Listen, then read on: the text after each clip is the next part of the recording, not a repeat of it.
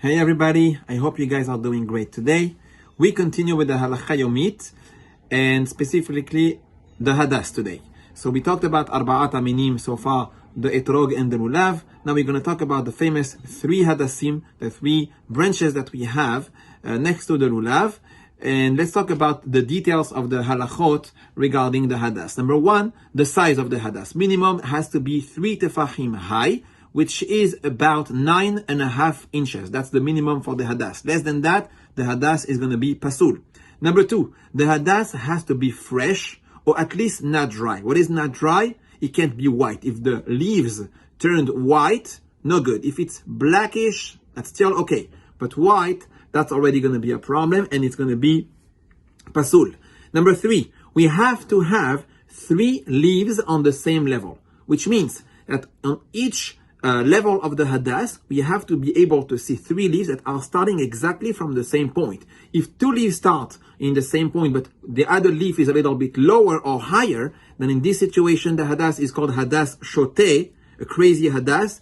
And once again, unable to say the beracha on this kind of Hadas.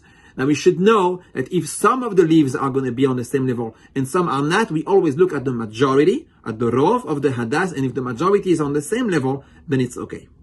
Another important thing that is not me'akeh, which means that if it's not the case, it's still okay. The leaves should be covering the branch itself. So we shouldn't be able to see the brown of the branch and see only the leaves. But if we are still able to see the branch, it's still okay. It's not mehudar, it's not the best, but the Hadas will still be kasher.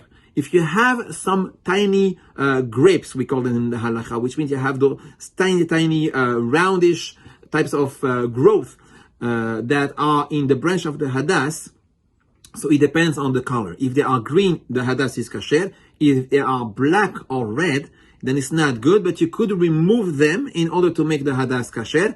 Not on Yom Tov, before Yom Tov. If you do it on Yom Tov, Yom Metaken Maneh. That's a melacha called fixing. You're not allowed to fix on Yom Tov. If you did fix it, it makes it kasher, but you shouldn't do it on Yom Tov. Now, interestingly enough, unlike the Lulav, in which the case that the Niktam Rosho, if the head of the Lulav, the top of the Lulav is cut off, it's pasul. For the Hadas, it's kasher. It's not the best, but if the Hadas was cut off on top, the branch itself, technically speaking, the Hadas is still considered kasher, and it's not again a hidur, but that makes it still able to say the beracha on it. I wish you all a beautiful day.